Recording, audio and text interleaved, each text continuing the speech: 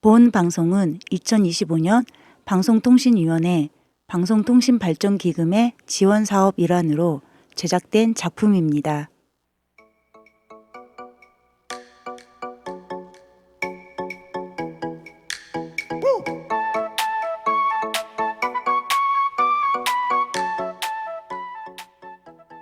소소한 이야기지만 그냥 지나칠 수 없는 우리들의 이야기를 담담하게 곱씹어보는 소중한 담화 시간.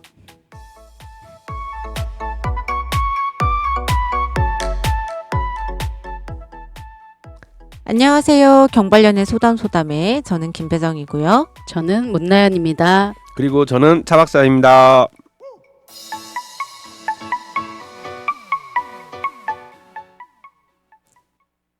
요즘 제 주변에는 이번 달 카드값이 걱정이라는 분들이 여럿 됩니다. 이유는 지난달에 있었던 블랙 프라이데이 때 너무 싸다고 하나, 할인율이 높다고 하나, 내가 이 정도도 못 사겠어 라는 심리에 하나, 이렇게 구매한 물건들이 한두 개가 아니기 때문인데요. 온라인에서 아무리 싸게 판다고 한들 과연 손해보고 물건을 판매하는 사람이 있을까요? 일부 업체는 블랙 프라이데이를 노려서 원래 가격을 높게 측정해 놓고 할인폭을 높여서 소비 심리를 자극하기도 한다는데요. 이번 달 충동구매와 가소비로 카드값이 걱정이신 분들, 이 시간만큼은 잠시 카드값은 내려놓고요. 경발년의 소담소담과 함께 하시길 부탁드립니다. 노래 한 곡 듣고 시작하겠습니다. 브라운 아이즈의 벌써 1년. 앞서 이야기했듯이 지난달 28일이 블랙 프라이데이였습니다. 일부 청취자들께서는 그날이 무슨 날인데? 라고 얘기하시는 분들도 계실 텐데 블랙 프라이데이 어떤 날이죠? 예, 블랙 프라이데이가 뭐냐면요. 미국의 추수감사절인데 네. 1863년 미국 대통령이 국경일로 지정을 했습니다. 아, 네. 예, 보통 우리나라의 추석과도 같은 명절인 거죠. 네. 근데 이제 지름신이 강림하는 날이기도 한데 네. 이제 저렴한 가격에 구매 충동이 마구마구 생기는 시기이기도 합니다. 네. 한 해가 한 달밖에 남지 않은 상황에서 유통업체에서는 재고 관리를 위해 할인율을 높여가지고 굉장히 싸게 판매를 하고 있거든요. 네. 그래서 이제 생각 없이 사다 보면 이것저것 사다 보면 이제 카드값이 늘어날 수밖에 없는 거죠. 그래서 한 달 뒤에 보통 이제 카드값에 대한 폭탄을 맞는 경우들이 굉장히 많습니다. 네. 그래서 쇼핑을 하시는 분들 보면 이날을 맞춰서 예, 일부러 상품을 구매 안 하고 참고 계시는 분들도 예, 네. 여러 되시더라고요. 예, 그런데 미국에서는 블랙 프라이데이 때 그 생각지 못한 그런 사건 사고들이 또 많이 발생한다고 하더라고요. 어떤 사건들이 좀 있을까요? 네. 저희는 잘 모르는데 네. 블랙 프라이데이 때 미국은 워낙 싸게 파나 봐요. 네. 그래서 오픈런을 위해서 밤새 줄을 서는 상황에서 이제 침낭 부대가 출연하기도 하고. 침낭 부대요? 네네네. 어, 여기- 침낭을 가지고 와가지고선 줄 서 있는 네. 그런. 오, 그러면서 핫팩까지 네. 또 챙겨오고 하면서 작은 캠핑장이 만들어지는 경우도 있다고 하고요. 네. 또 온라인 쇼핑몰의 입력 실수로 네. $100짜리 노트북을 네. $10에 팔아야 했던 사건도 있었다고 합니다. 이거 기사에서 한번 본 적 있었어요. 네. 저. 예. 하도 싸게 많이 파니까. 그렇죠. 예. 10,000원이면 산다. 네. 그래서 저는 그게 작전인 줄 알았는데 그게 아니라 실수였다고. 네. 예. 그 기사 본 적이 있어요. 예전에는 미국 행사로만 여겼는데 요즘에는 국내에서도 블랙 프라이데이가 성행을 하고 있습니다. 네. 외국과 다른 우리나라만의 또 진풍경이 있다고 하던데 어떤 것이 있나요? 예, 보통 이제 인터넷 쇼핑몰마다 이제 블랙 프라이데이라는 거에 대한 홍보를 굉장히 많이 하고 있는데요. 네. 지난달 그랬죠. 예, 지난달에 많이 네. 했었는데 지금 이제 실속 있는 한국인은 네. 실제 구매 시간보다 가격 비교를 하고 후기 탐색도 치열하게 하고 있답니다. 그러니까 이게 우리나라 사람들한테만 있는 그런 문화라고 해야 되나요? 상품을 하나를 딱 구입하기 전에 예. 이 상품이 어디에서 가장 저렴하게 파는지, 그래서 마트에서도 솔직히 그 쇼핑을 나오신 분들이 상품을 이렇게 이름을 휴대폰으로, 검색을 해가지고 예. 그렇죠. 가격 비교를 많이 하죠. 예. 예. 그런데 이제 또 블랙 프라이데이 때도 이제 구매를 하는 게 아니라 구매는 정말 간단하게 진짜 한 1분 정도면 딱 끝나는데 그렇죠. 구매를 하는 예. 게 아니라 정말 다른 사이트보다 이게 싼 게 맞는지 예, 그런 검색을 하는 시간에 더 예. 많은 시간을 보낸다는 그렇죠. 얘기인 아무래도 거네요. 꼼꼼한 한국인들이 네. 얼마나 많은 노력들을 하겠습니까? 네. 예. 지난달에 그 할인율이 높아서 이제 하나씩 사 모으다 보니까 제 주변에서도 돈 100만 원은 그냥 결제하고 넘어갔던 일들이 되게 많았다고 하더라고요. 그래서 네네네. 이런 걸 보면 업체마다 이제 소비를 자극하는 포인트들이 다 있는 것 같아요. 어떤 것들이 좀 맞아요. 있는 것 같아요? 뭐 정가 대비 80% 할인 이렇게 숫자가 크게 제시되면 네. 뭐 실제 필요하다 여부보다 지금 안 사면 손해라는 생각이 막 들잖아요. 사게 되죠. 그렇죠. 네. 감정이 앞서면서 구매 욕구를 상승시키고 네. 네. 네. 또 한정 수량과 타임딜의 효과를 네. 이제 보려고 재고 5개, 네. 남은 시간 10분 같은 네. 문구를 이제 박아 놓으면서 뇌에서 이제 안 사던 제품들도 이제 사게 만드는 그런 효과를 만들고 있는 것 같습니다. 정말 그 재고 몇 개 남았다라는 거는 네. 정말 소비 자극을 높일 수밖에 없는 것 같아요. 맞습니다. 그런 것 때문에 충동적으로 구매하는 경우가 네. 많아요. 맞아요. 네. 또 다른 건 어떤 것들이 좀 있을까요? 뭐 카드 청구 할인이나 이제 쿠폰 적립 네. 저희가 또 소소하게 이렇게 모으는 것들을 좋아하잖아요. 맞아요. 예, 그러면서 실제 할인율보다 더 큰 혜택을 받는 듯한 네. 착시 현상을 일으키면서 소비를 더욱 자극하고 있습니다. 네. 이럴 때 우리가 기억해야 하는 것이 바로 올바른 소비 문화인 것 같은데 결제 버튼을 딱 누르기 전에 한 번 더 생각하게 할 수 있는 뭐 그런 것들이 좀 없을까요? 두 분이 생각할 때는 우리가 좀 생각해 봐야 되는 포인트 예. 어떤 게 좀 이게 있을까요? 너무 당연한 이야기이긴 한데 네. 이제 필요 리스트를 먼저 작성해 보는 것도 굉장히 좋은 겁니다. 아, 내가 필요한 물건이 어떤 건지. 그렇죠. 이제 예, 사고 예. 싶은 거 말고 네. 정말 필요한 것이 무엇인지를 목록으로 작성을 해두면 네. 아무래도 충동 구매를 좀 줄일 수가 있죠. 아, 예. 그럴 수 있겠네요. 그리고 이제 뭐 예산의 한도도 네. 좀 미리 정해 두시고 여기에서 플러스 마이너스 10% 정도 네. 이렇게 결정을 해 두시면 과소비를 좀 예방하는 데 도움이 되지 않을까 싶습니다. 그러니까 결제를 하기 전에 그러니까 상품을 볼 때부터 네. 아, 나는 요번에 딱 구입할 돈이 20만 원 한도에서 난 구입할 거야. 그렇게 마음을 먹고 이제 쇼핑을 시작하는 거죠. 그렇죠. 예, 예. 그게 가장 예. 중요하겠네요. 그리고 이제 타임 딜 한정판의 조급함을 경계할 필요가 있는 거죠. 네. 예. 타이머와 재고 3개 남음 뭐 이런 네. 같은 문구에 이런 구매 압박이 높아지므로 네. 숨 한 번 고른다 생각하시고 정말 필요한 물건인지 다시 한번 릴렉스를 해서 네. 다시 한번 고민해 보는 것도 중요한 포인트라고 생각이 되어집니다. 이게 참 안 돼요. 재고가 갑자기 한 20개 남아 있었단 말이에요. 재고 예. 20개라고 하더라도 저희가 봤을 때는 예. 이 상품을 보고 있는 사람들이 몇천 명이 될 텐데 재고 20개라고 돼 있었는데 한 2분 전에 그렇게 떠 있었어요. 근데 예. 얼마 가지 않아 재고 3개밖에 안 남았습니다. 이렇게 재고 3개 남으면 그렇게 딱 떠 있으면 저도 모르게 줄일 수밖에 없죠. 아. 그렇죠. 뭐 지르고 보게 되죠. 아무래도. 예. 오프닝 이야기를 블랙 프라이데이 이야기를 하다 보니까 오늘의 주제는 아직 꺼내지도 못했는데요. 잠시 노래 한 곡 듣고 경발님의 소담소담 본격적으로 시작해 보도록 하겠습니다. 아이유가 부릅니다. 좋은 날. 소소한 이야기지만 그냥 지나칠 수 없는 우리 주변의 이야기들을 담담하게 곱씹어보는 경발련의 소담소담. 이번 달의 주제는 가정과 사회 신뢰를 흔드는 도덕적인 문제입니다. 바로 불륜입니다. 제가 어떤 통계 자료를 보니까 불륜 커플이 추석을 지나서 가을에 많이 생기고 뭐 12월에는 아주 그분들이 활동을 많이 한다고 하더라고요. 제 말이 맞나요? 예, 아무래도 이제 네. 10월의 마지막 분도 있고 아, 보통 잊혀진 계절에 네. 불륜들의 성지들이 많다고 그러더라고요. 아 그래요? 예. 아, 그래서 10월의 마지막 날이 어떻게 보면 불륜들의 가장 뭐 이벤트를 만드는 가장 중요한 날이라고도 하더라고요. 현장에서도 진짜 그래요? 통계 자료만 그런 게 아니고 예, 제가 현장에서 볼 때도 10월 마지막 밤은 왠지 뭐 이렇게 설레하시는 분들이 많은 것 같아요. 10월 마지막 밤에요? 예. 어. 예, 아무래도 이제 아쉬움에 대한 사랑을 이제 네. 다른 방법으로 이제 이어 나가시다 보니까 아무래도 아. 10월의 마지막 밤에 이벤트가 많더라고요.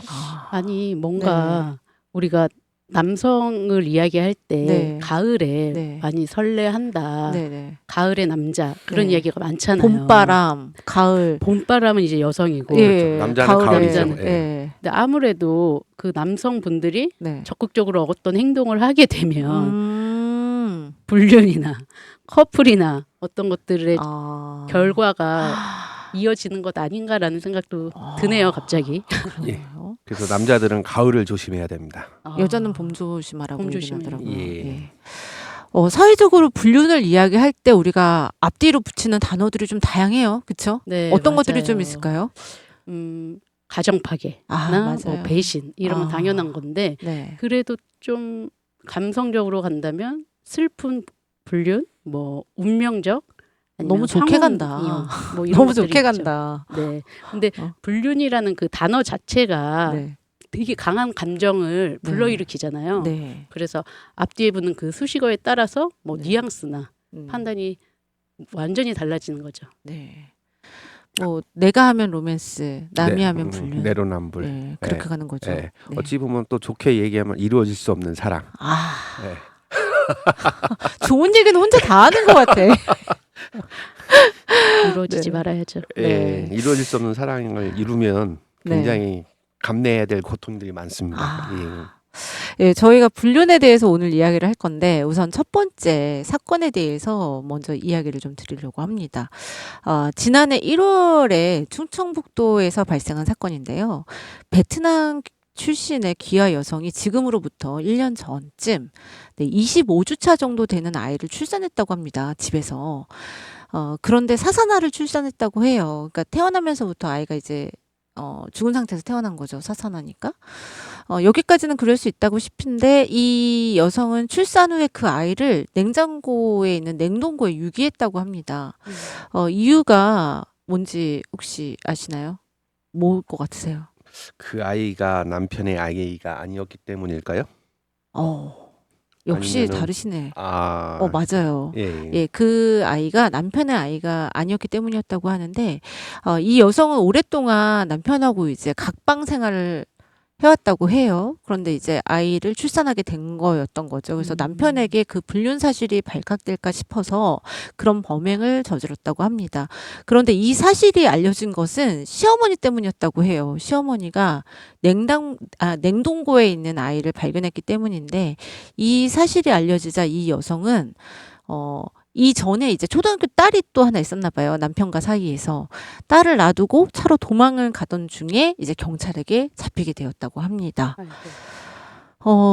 이 사건, 예, 저는 읽으면서 살짝, 어떡하지? 라는 생각이 들었거든요. 이 여성분도 문제지만 그렇죠. 남편도 문제고 아이도 네. 그 초등학교 아이도 참 문제구나라고 생각했는데 두 분은 어떻게 보셨어요? 그러니까 이 좁은 나라에서 별일이 다 발생을 하는 거죠. 네. 냉동실에서 또 시신을 발견한 시어머니는 또 얼마나 또 놀랐을까요? 맞아요. 네. 그러니까 시어머니는 아마 뭐 이제 음식 준비하시려고 이제 냉동실을 보셨을 텐데 거기에서 또 이런 거를 또 싸놓는 게 하얀색 이렇게 투명 비닐봉지에 싸는 게 아니라 검정색 그렇죠. 이제 비닐봉지에 많이 쌓인다고 하더라고요. 그렇죠. 네. 어머님들이 보통 냉동고에 많이 네, 쌓아놓잖아요. 예. 추석 때 먹다 남은 예. 음식도 많이 쌓아놓고 그러다 보니까. 이건 뭘까 하고 딱 봤는데 아이였던 거죠. 예. 예. 아유. 이 사건의 핵심 쟁점은 여성분이 이제 불륜을 저지른 것도 문제지만 사산아를 냉동실에 유기한 부분이 가장 큰 문제가 아니었을까라는 생각이 드는데, 아이가 죽었긴 하지만 그 사산아를 시신을 유기한 문제와 네. 그리고 살인 미수와 관련된 얘기들도 나올 수 있을 것 같은데 어떻게 보세요? 그렇죠. 네. 그런데 이제 살인 미수와 이제 사체 유기, 시신 유기는 완전 별개의 범죄인데요. 네네. 살인 미수는 이제 객체 자체가 살아있는 사람을 대상으로 해서 고의로 살해를 했지만 그 결과에 이르지 못한 경우를 말하고요. 근데 사상아는 이제 이미 생명이 없는 상태로 태어난 아이에게 벌어진 일이기 때문에 살인 미수로는 보기 어렵습니다. 그런데 이제 아이가 만약에 네. 생후 몇 분이라도 생존을 했는지가 입증되면 당연히 이제 영아 유기죄, 사체 유기죄, 영아 살해죄 이런 것들로 범죄가 되기 마련입니다. 근데 이게 국가수에서 알 수 있는 거죠. 네, 알 수 있지 않을까요? 네. 워낙 우리나라 국가수가 잘 하고 있기 때문에. 네. 예. 그래서 이제 기사도 사산아로 이제 확정이 돼서 얘기가 나온 것 거겠죠. 같아요. 예. 그렇다면 집안에서 만약에 사산아를 출산을 하게 되면 어떻게 해야 되는 건가요? 뭐 119나 의료기관에 바로 연락을 우선은 해야 돼요. 어. 왜냐하면 이게 산모의 건강 상태도 이제 급격히 약화될 수 있기 때문에 네네. 반드시 의료진의 확인이 필요한 거고요. 네. 그리고 또 사산화의 이제 증명서를 발급받아야 되거든요. 아이 같은 경우 사산화 같은 경우에는 예. 뭐 주민번호 같은 것도 없고 부여가 안 되죠. 예. 예, 그런데도 무슨 증명서가 있어야 되는 네. 거예요? 어. 증명서를 발급받아서 이것 또한 또 신고를 해야 됩니다. 그래서 이런 절차를 거치지 않고서 뭐 사망이나 사산 사실 은폐하면 이거는 그 시신을 임의로 방치한 범죄, 은닉한 경우로 보기도 해서 형사처벌 대상이 될 수도 있습니다. 네. 이번 사건을 보면 불륜 사실을 숨기려다가 이렇게 큰 사건이 만들어진 것 같은데 어떻게 보세요, 차 박사님? 그러게 이 여성분 남편하고 네. 각방 생활만 안 했어도 네. 조용히 출산하고 네. 사산화는 정상적으로 하늘나라에 보내줄 수 있었을 텐데. 그쵸. 조용히 안타깝기도 잘 하네요. 정리될 수 있었던 것 같은데. 예. 그리고 남편과 부부관계가 없는데 음. 출산하게 된 부분에서는 문제가 많이 발생을 하죠. 아. 예, 아무래도 네. 이제 자신의 이제 불륜 행각이 드러나니까 많이 숨기고 싶었을 것 같습니다. 불륜에서 네네. 2차 범죄로 넘어가는 그 과정은 네. 결국에 이제 은폐하려는 심리거든요. 네. 불륜 자체보다 네네. 들킬까봐 후폭풍이 무서워서 벌어지는 그 2차 범행이 훨씬 더 위험해지고 있습니다. 그런 사건들이 종종 발생하기도 하죠. 그렇죠. 네. 배우자한테 들킬까봐 네네. 방금 전 사례처럼 네. 그 영화를 유기하거나 살해하는 사건도 있고요. 네. 또 가장 최근에 충북에서 일어난 사건이 같은 경우에는 이제 보험금 범죄, 네. 불륜 관계가 들통나는 것을 막기 위해서 배우자를 살해한 뒤에 보험 사고로 위장한 사건도 있었습니다. 저도 중국에서 일어난 사건을 하나 본 적이 있었는데 중국에서 이제 그 불륜인 상대하고 같이 살고 싶었던 거예요. 근데 이제 자녀가 있다 보니까 그 자녀가 이제 걸림돌이 돼서 자녀를 이제 그 불륜남하고 뭔가 이제 얘기를 해가지고서는 아이를 차에 치여서 살인하게 하는 그런 사건도 있더라고요. 그렇죠. 아. 그 사고로 위장해서 네. 차 박사님 같은 경우 이제 탐정으로 활동을 하시니까 그 불륜 커플들 많이 만나시잖아요. 만나지 않나요? 예, 많이 만나죠. 그렇죠. 네. 예. 일반 커플하고 불륜 커플의 이제 좀 차별화되는 특징들 좀 있나요? 일반 커플하고 불륜 커플의 차별화라고 하면 네. 첫 번째 이제 거짓말이 아닐까. 아, 네, 많이 할 수밖에 없죠. 그렇죠. 거짓말을 많이 할 수밖에 없고 네. 이제 숨기는 것도 너무 많아지고요. 이제 대부분 이제 장기간 숨김과 위장과 거짓말이 반복되다 보니까 관계가 지속되기가 좀 힘들기도 하고요. 아. 그리고 이제 동선을 숨기고 이제 자기가 가지고 있는 핸드폰의 계정도 숨겨야 되고 아니면 어떤 분들은 또 별도로 핸드폰을 별도로 만들어서 가지고 다니시는 분도 있다 보니까 이제 그런 부분에서 노출이 되는 경우도 많고요. 네. 그리고 이제 아무래도 이제 경제적인 지출도 많아지게 되잖아요. 네네. 예, 이제 그러면 이제 경제적인 지출이 많아지다 보니까 이제 어떤 불륜에 대한 패턴들이 드러납니다. 오. 그래서 불륜에 대한 패턴들이 막 드러나다 보니까 들킬 수 있다는 이제 지속적인 불안감도 좀 있고요. 그래서 이제 자꾸 이제 사건이 복잡하게 되어가는 경우도 많습니다. 예전에 그런 드라마에서 남편이 자고 있을 때 핸드폰을 딱 열어보려고 했는데 비밀 그 락이 딱 걸려져 있는 경우, 예, 의심하게 되는 그런 장면들이 굉장히 많이 연출되고 있잖아요. 맞습니다. 네, 그런 분들이 많이 또 의뢰를 하기도 합니다. 예. 그렇구나. 예.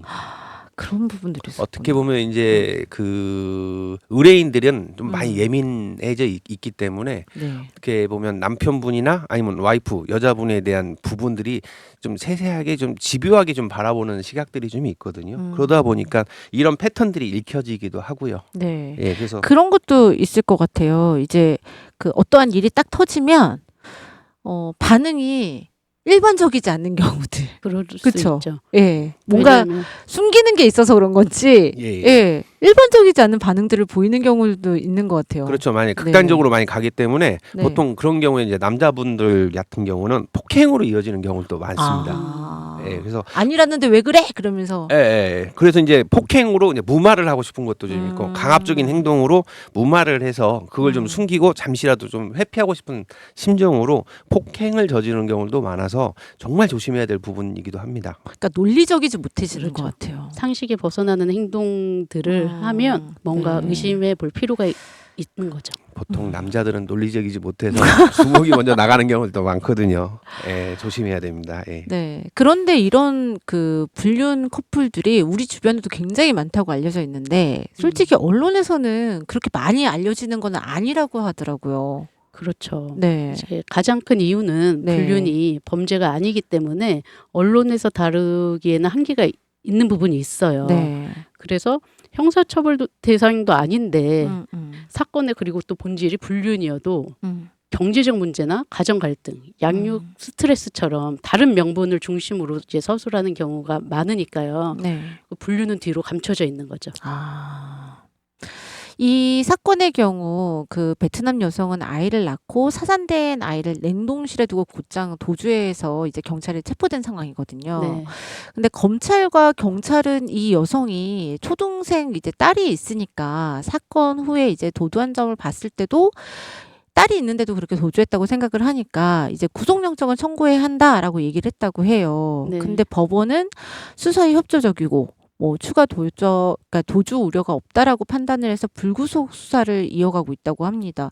저는 솔직히 딸이 있는데도 이제 도주했다고 하면은 도주 우려가 높다고 생각이 되거든요. 네. 그래서 저는 검찰과 경찰의 그 판단이 더 맞았다고 생각이 되는데 두 분의 생각은 어떠세요? 제 생각에는 네. 아무래도 이제 도주할 확률이 높다고 생각을 하거든요. 그쵸? 예, 한번 이제 또 도주하려고 했던 사람이 다음번에 또 도주를 안 한다? 이런 네. 부분은 좀 무리가 있다고 생각을 하니까 네. 제가 볼 때는 구속 수사를 해야 되는 게 맞을 것 같기는 한데 네. 뭐 인권적 차원으로 보면 뭐 불구속 수사도 괜찮을 것 같습니다. 그렇게 봐야 되나요? 예, 아무래도 어. 딸이 있기 때문에 네. 처음 행위에 있어서 딸을 놓고 가긴 했지만 그래도 엄마의 마음을 많이 어필하게 되면 법원은 이제 체류지가 지금 불분명한 것도 아니고 가족 관계가 유지되는 점 등을 많이 고려했을 것 같아요. 네. 그래서 특별히 이제 다른 도주의 준비가 없다면 불구속 상태로 수사를 이어갈 것 같습니다. 네. 전 이번에는 그 남편의 가족들의 입장에서 좀 한번 살펴보고 싶어요. 그렇죠. 예. 남편분도 그렇겠지만 시부모님들도 이번 일에 대해서 굉장히 많이 놀라셨을 것 같거든요.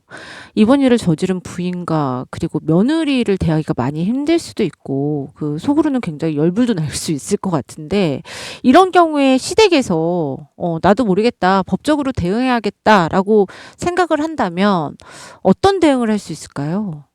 뭐 우선은 불륜은 범죄가 아니니까 뭐 네. 시댁에서 뭐 고발을 하는 것도 당연히 어렵고요. 네. 남편이 주체가 되어서 결국엔 민사나 형사적인 그리고 형사적인 거라면 이제 보통 불륜을 하게 되면 위법 행위를 많이 하거든요. 그런 부분에 있어서 우리의 국가에 대한 수사권이나 이제 형벌을 줘야겠다. 그렇게 해서 이제 남편이 주체가 되어서 어떤 조치를 취해야 되는 구조입니다. 참 남편의 입장에서는 초등학생 딸이 있으니까 네. 아무래도 고민이 많지 않을까요? 이것저것 생각해야 되는 부분들이 많이 있을 것 같아요. 네. 그렇죠. 예. 그럼 이번에는 좀 딸의 입장에서 한번 생각해 볼까요? 그 딸이 초등학생이라고 하면 솔직히 알 건 다 알 나이거든요. 예, 부모의 불륜 사실을 알게 된 자녀들. 좀 일반 자녀들하고 좀 약간 좀 다른 생각들을 할 수 있을 것 같아요. 어떻게들 생각하세요? 아무래도 이제 강한 배신감을 느끼지 않겠습니까? 그쵸. 초등학교 때부터 이제 강한 배신감을 느끼게 되고, 네. 근데 강한 배신감을 느끼다 보니까 자녀들은 부모로부터 네. 절대적인 안전 기반이 무너졌다라고 볼 수 있는 거죠. 그러면 절대적인 안전 기반이 무너졌기 때문에 아이 입장에서는 굉장히 큰 트라우마로 남게 될 확률이 높습니다. 네. 이- 그리고 누구 편을 들어야지? 이게 아빠 편을 들어야 되나 엄마 편을 들어야 되나 그렇죠. 라는 생각도 들 수 있을 것 같고 뭐 내가 뭘 잘못해서 이렇게 된 건가? 이게 청소년기에 제일 많이 생각하는 거라고 하더라고요. 그런 문제들도 좀 생길 수 있을 것 같아요. 네. 네. 뭐 덧붙여서 하나 더 네. 말씀드리면 아이들이 부모의 불륜을 알게 되면 가장 먼저 생기는 감정이 네. 내가 버려질 수도 있다라는 두려움이라고 해요. 그래서 이게 성인이 되고도 오래 남고 성에 대한 왜곡된 인식까지 생겨서 부모가 이런 사건 이후에 보여주는 이제 안정감이나 회복 행동을 좀 많이 아이를 위해서 해주셔야 될 것 같습니다. 네. 불륜이라는 관계 속에서 참 많은 사람들이 엮여 있습니다. 각자의 배우자와 자녀들, 그리고 부모님과 안타까운 지인들까지, 가까운 지인들까지, 두 사람의 불륜 사실이 밝혀지면 두 사람뿐의 문제가 아니라는 사실 우리가 좀 생각해 봐야 될 것 같습니다. 노래 한 곡 듣고 이야기 계속 나눠가겠습니다. 김건모가 부릅니다. 잘못된 만남. 소소한 이야기지만 그냥 지나칠 수 없는 우리 주변의 이야기들을 담담하게 곱씹어보는 경발염의 소담소담. 이번에는 그 배우자와 바람을 피운 상간자가 쓴 합의서. 예. 이게 무슨 얘기냐면 배우자가 이제 바람을 피운 거예요. 근데 그 배우자가 바람을 핀 그 대상과 쓴 합의서. 그 합의서가 과연 법적 효력이 있는지에 대한 이야기를 나눠보도록 하겠습니다. 먼저 불륜 상황이 밝혀지고 배우자와 상간자 사이에서 작성하는 합의서가 어떤 의미가 있다고 봐야 하는지부터 좀 문 변호사님께서 좀 설명해 주시면 좋을 것 같아요. 네. 이 합의서는 이제 이미 있었던 불륜 행위에 대해서 사과도 하고 책임도 인정하고 이제 향후 접촉 금지까지 이런 조건을 달면서 불륜 행위에 대해서 손해가 발생했을 때 그 예정금을 1억이라고 하면서 민사상 효력이 있습니다. 그 합의서 자체에 이제 효력이 있다라는 네. 건가요? 이런 합의서를 쓰는 사람들이 의외로 있어요? 있습니다. 예. 그래서 우리 민법 이제 제 105조에 따르면 당사자 간의 합의도 사적 자치에 의한 계약으로 인정하고 있거든요. 그래서 합의가 자발적이고 강박이나 속임수가 없고 또 내용 자체가 반사회 질서에 반하지 않으면 효력이 인정되고 있습니다. 그렇구나. 제가 이 말씀을 드린 게 사건 하나가 있어서 그래요. 이 사건에 대해서 간단히 좀 살펴보도록 하겠습니다. 3명의 자녀를 둔 가정주부 A씨는 남편과 그 직장 동료가 불륜 사실이라는 사실을 알게 됐다고 합니다. 그러나 아직 아이가 어리고 그리고 그동안 남편이 가족들에게 헌신했던 점을 생각해서 한 번은 용서하기로 마음을 먹은 거죠. 그런 마음을 먹고 나서 상간녀에게 A씨는 이제 그 용서를 구하면서 상간녀가 먼저 이제 그 가정주부 부인한테 용서를 구하면서 앞으로 다시 만나지 않겠다. 그리고 연락도 하지 않겠다라고 이야기를 하면서 1회당 1,000만 원씩. 그러니까 내가 이 사람을 한 번 더 만나면 한 번당 연락을 할 때마다 1,000만 원씩 위약금을 지불하겠다라는 각서를 썼다고 해요. 하지만 이후에도 이 두 사람의 불륜 행각은 이어져 갔고 화가 난 A씨는 두 사람이 연락을 하거나 만난 횟수를 이렇게 찾아보니까 1,500번 이상이 됐다는 사실을 알게 됐다고 합니다. 그래서 상간녀를 상대로 150억 원을 이제 위약금을 지급하라는 소송을 냈다고 해요. 그러니까 1회당 1,000만 원이었잖아요. 네. 근데 1,500회의 증거를 이제 가지고 있으니 정말 대단한데요. 150억 원을 이제 지급하라라는 소송을 내겠다고 했다고 합니다. 우리나라인가요? 네, 우리나라예요. 예. 예. 어떻게 보세요? 웃을 일은 아니에요. 애가 셋이 있는 남편인데 뭐 같이 살 필요가 있을까요? 네. 그 상간녀도 참 쉽지 않은 생각을 하신 것 같고 상간녀는 아마 그 각서를 써준 걸 모르고 재벌인가 봐. 어떻게 1회당 그러니까 한 번 연락할 때마다 1,000만 원의 위약금을 지불하겠다는 각서를 썼을지 그러니까요. 각오로 봐야 되나요, 이거를? 정말 그 여자분은 150억 받아서 행복하게 사셨으면 좋겠습니다, 정말. 네, 저도 그렇게 생각하는데 그래서 많은 분들이 궁금해하는 게 과연 이 가정주부 A씨가 소송을 하면 상간녀에게 150억을 받을 수 있을 건지. 이 사건 맞는 사람은 정말 변호사님은 아주 그냥 떼돈 버시겠어요. 이거 150억까지 벌면 수임료까지 해서 성공보수까지 받을 수 있어요? 근데 이 150억의 소를 제기하면 그 인지대와 소송 관련 비용들이 상당할 텐데 우선 자산이 많은 양쪽 다 자산이 많은 경우라고 예정을 한다면 우선 손해배상 예정으로서의 효력은 있습니다. 아, 그래서 그런데 이제 청구인이 주장하는 네, 그 위반 행위에 대해서 우리가 네. 얼마나 구체적으로 입증을 했느냐 네, 그런 것들을 법원에서 판단할 것 같고요. 네, 그리고 단순히 네. 횟수를 우겨서는 인정받기 어렵거든요. 예, 횟수로는 예. 아니 근데 지금 이분이 그 합의서에다가 썼던 부분에 네. 1회당 연락을 하면 1회당 1,000만 원씩 지급하겠다는 합의서를 썼다고 했는데요. 네. 네. 그렇게 이제 그렇다 하더라도 네. 만약에 그걸 그럼 1,500번을 다 인정한다 하더라도 음, 우리 민법 제 398조 제 2항에는 네, 손해배상 예정액이 부당이 과다한 경우에는 네. 법원은 적당히 감액할 수 있다라고 되어 있어요. 아, 그래서 현재 판례상은 이런 부정행위에 대해서 많으면 3천만 원에서 1억 사이가 나오기도 하는데 아, 2억은 150억이 1억이 되는 건가요? 근데 2억은 인상되는 경우는 극히 드물어서 네, 저도 궁금합니다. 이 재판이 어떻게 결과가 나올지 네. 예, 관심을 가지고 보겠습니다. 만약에 정말 그 위약금이 정말 최대 1억 정도밖에 되지 않는다. 예. 그런 경우에는 1억은 솔직히 이 가정주부인 A 씨가 원하는 건 아닐 거예요. 그렇죠. 예. 그렇다면 이 상간녀에게 더 책임을 묻을 수 있는 방법이나 뭐 그런 건 없을까요? 이 지금 상간녀에게 물은 것은 네. 채무 불이행에 대한 부분이거든요. 네네. 그래서 민법 750조 불법 행위에 대한 위자료 청구가 있어요. 그거는 이제 그 위약금 손해배상 예정과는 다르게 네. 정신적 충격에 대한 어. 별개의 권리입니다. 네. 그래서 따로 합의서 위반 외에도 불륜으로 이제 가정이 파탄되거나 배우자가 심리적 충격을 입었다는 것을 알려서 형식적인 계약과 무관하게 위자료 청구를 할 수 있습니다. 그리고 이는 이제 배우자 외에도 가족들도 청구할 수 있습니다. 그렇다고 자녀들. 100억을 받아낼 수는 없을 것 같은데요. 없을 것 같습니다. 네. 보통 그런 경우 한 1,000만 원에서 한 5천만 원 사이에 나온다고 들었는데. 이게 150억이니까 아. 우선 근데 1억까지도 인정되는 경우가 있거든요. 예. 근데 이제 아니 그 부분이 아니고 제가 생각하는 건 어쨌든 상간녀는 그 계약서를 써주진 않았을 거 아니에요. 상간녀가 계약서를 써줬어요. 아 상간녀가 자기가 내가 이 남자를 만나면 아, 1회당 1,000만 원씩을 주겠다 하고. 아, 그 우리 나는- 차 대표님이 말씀하신 나는 거는 이제 상간남이 써준 줄 알았습니다. 배우자에 네, 대한 네, 네. 이용 과정에서의 그 위자료를 네. 말씀하시는 것 예, 같고 예, 예. 예. 이게 만약에 제 상황이라면 이 여성분의 입장에서 어떻게 보면은 이혼을 결정하는 게 가장 똑똑한 게 아닐까.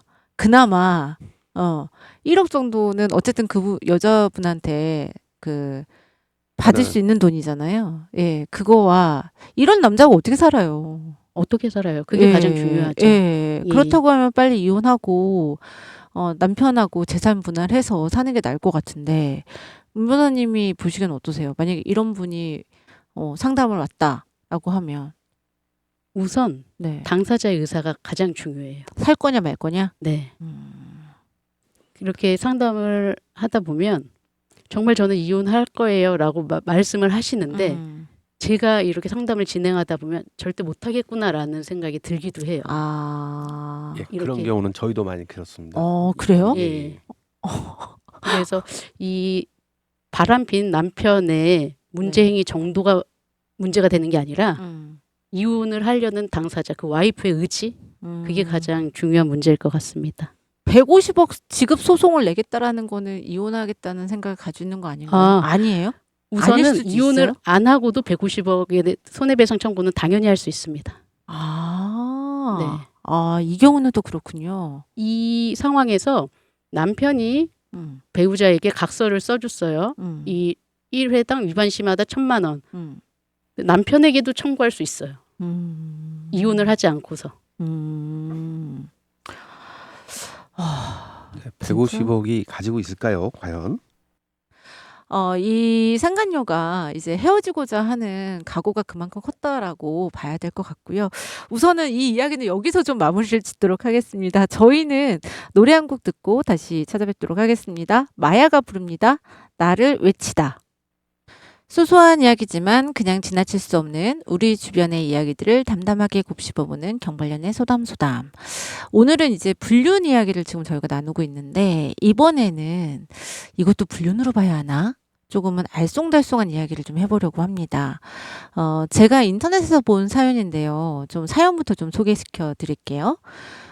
남편의 나이가 올해 39살이라고 합니다. 회사 내 여직원의 나이는 22살. 17살 차이가 나는 분들의 이야기인데, 이 여직원은 19살에 입사해서 남편과 함께 이제 계속 일을 해왔다고 하는데, 두 분이 함께 일을 한 지가 이제 4년째가 되는 거예요. 그래서 남편과 이 여직원의 관계가 이상하게 느껴지는 이제 문자를 아내분이 이제 확인하게 된 거죠. 카카오톡에서 뭐 출근했어요, 과장님. 언제 퇴근하세요? 뭐 그런 문자도 있었고, 남편분이 쓴 문자 중에서는 뭐 너 보면서 회사를 다녀. 넌 내게 힘이 돼. 이런 카톡이 이제 있었던 거예요. 그리고 하트 이모티콘에 이제 귀여운 말투를 주고받는 그런 내용들까지 있었다고 하는데, 이런 상황 두 분은 어떻게 불륜으로 봐야 된다고 생각하시나요? 어떻게 봐야 되는 건가요? 이런 메시지 내용을 보면 네. 뭐 퇴근했어요, 과장님. 뭐 너 보면서 회사 다녀. 넌 내게 힘이 돼. 이런 메시지는 업무를 넘어서 개인적인 친밀감을 보여주는 내용의 표본이라고 볼 수 있는데요. 네. 하트 이모티콘과 귀여운 말투까지 포함되어 있다면 감정적 친밀감이 형성이 되어 있다라는 신호로 볼 수 있는 거죠. 그러니까 오피스 와이프 뭐 이런 거. 예, 오피스 와이프처럼 어떻게 보면 감정적인 부분들이 많이 교류가 됐다라고 볼 수 있기 때문에 의심의 여지는 좀 많이 있는 것 같습니다. 의심의 여지는 있는데 불륜은 아니다. 뭐 불륜이 아니라고 할 수는 없지만 그건 좀 이제 행적 조사를 해봐야 되겠죠. 행적조사를. 그렇죠. 예. 아, 이제 카톡 내용만으로는 이제 불륜인지 확정하기는 매우 어렵습니다. 그런데 이런 카톡은 네. 분명 우리가 이혼 사유로 볼 수 있는 부정행위로 판단할 수 있어서요. 그래요? 예, 매우 오. 조심해야 합니다. 어떤 부분이 이혼 사유로 여기에서 적용할 수 있나요? 하트 이모티콘 네. 저희가 증거로 많이 제출하거든요. 네네네. 아. 상대방에 대한 부정행위로. 아. 그래서 이런 이모티콘이 매우 조심해야 돼요. 아. 우리가 흔하게 하트 네. 이모티콘 이렇게 누르잖아요. 네네네. 이거는 그 저는 증거로도 충분히 그래요? 법정에서도 아. 인정을 많이 하고 있고요. 오. 특히 이제 직장에서 네. 상대방과 이제 그 친밀했던 네. 여직원이 갑자기 마음이 바뀌어서 네. 그걸 캡처해서 그걸 성희롱으로 신고하게 되면 아. 이분은 이제 직장에서 아, 돌아올 수 없는 거죠. 그럼 남자끼리 하트 보내는 것도 문제가 될까요? 최근에 있었어요. 아, 그래요? 네. 어. 성적 수치심을 느꼈다 해서 예. 그런 표현들. 그래서 네. 이런 SNS 메시지를 굉장히 조심해야 되긴 합니다. 진짜. 아, 정말 어려운 세상입니다. 네. 예, 그런데 이제 부인은 이들의 관계가 자꾸 신경이 쓰인다는 겁니다. 예, 그렇다면 이런 상황을 어떻게 슬기롭게 대처할 수 있을까? 이 부분에 대해서도 좀 한번 좀 생각해 보면 좋을 것 같아요. 어떻게 해야 될까요? 우선 스스로의 감정 정리가 전 제일 중요하다고 봐요. 아, 부인분이 네. 예, 이건 아닌 것이다. 네. 이거는 그냥 두 사람이 직장 내에서 친하게 지냈던 거고 그런 친밀감의 표현일 것이다. 그렇게 생각하고 감정을 이제 다스려야 된다는 건가요? 그렇게 생각할 수 있는 자신이냐, 그렇게 생각 못하는 자신이냐를 먼저 판단해서 네. 만약에 제가 나는 이거를 이해해 줄 수 있는 상황이다라고 본다면 네. 남편에게 어떻게 뭐 집요하게 묻고 따지기보다 또 다른 방법을 생각해야 되는 거고요. 네. 이거에 대해서 나는 너무 불편하고 음. 우리가 건강한 가족 관계로 다시 나아갈 수 있느냐 그런 음. 의심이 된다면 또 여기에서는 또 다른 방법으로 남편에게 접근해야 되는 거죠. 그래서 우선은 나의 감정부터 어떤지를 스스로 파악해야 되는 것 같아요. 나의 감정을 이제 파악을 했다. 네. 그 다음에는 뭘 하면 좋을까요, 우리 차 박사님? 이야기를 하면서 동료로서의 경계를 설정하는 것이 좋을 것 같습니다. 예. 아무래도 이제 업무 관련 메시지 외에 개인적인 메시지는 좀 자제를 하고 네. 부적절한 표현, 뭐 아까 같이 하트를 보낸다든가 아니면 애칭을 사용한다든가 이런 부분들은 충분히 와이프가 보기에 의심할 여지가 많잖아요. 그러니까 그런 의심을 가지 않게끔 뭔가 자기만의 선을 정해놓고 그 선을 지키는 것이 가장 중요하지 않을까 생각합니다. 저는 이 부인분께서 남편분에게 솔직하게 때 나 네. 기분 별로 안 좋아. 그러니까 이러지 않았으면 좋겠어라고 솔직하게 대화를 나눠보는 것도 좋을 것 같아요. 그렇죠. 예, 예. 가장 바람직하죠. 네. 그런데 그렇게 나눴는데도 화가 날 수가 있어요. 아, 그럴 수 있죠. 네. 그러다 보면 부부싸움을 크게 하는 경우도 많고요. 그러다가 이제 폭행으로 넘어가는 경우도 많습니다. 아, 폭행으로요? 예. 자꾸 폭행으로 넘어가시더라고요. 아니, 안 돼요, 안 예, 돼. 아니 그런 네. 예를 좀 들어봐가지고 네네. 예, 예. 우선은 폭행으로 넘어가기 전에 제가 보기엔 두 분이서 예. 예, 내가 허용할 수 있는 부분이 어디서부터 어디까지인지를 좀 서로 이야기를 해보면 좋을 것 그래서, 예, 같습니다. 아무래도 부부는 좀 대화가 많이 필요하니까 네. 대화를 많이 나누시는 게 좋을 것 같아요. 네. 예. 경발년의 소담소담 이번 시간에는 불륜과 관련된 이야기를 나눠봤는데요. 저희가 이런 이야기를 하는 이유, 우리 주변에 생기는 수많은 변수들을 미리 대비하고 예방하기 위해서라는 거 많은 분들이 알고 계실 겁니다. 오늘 저희가 준비한 이야기는 여기까지고요. 저희는 김동률의 네 사람을 들으면서 인사드리도록 하겠습니다. 함께해 주신 여러분 감사합니다. 감사합니다.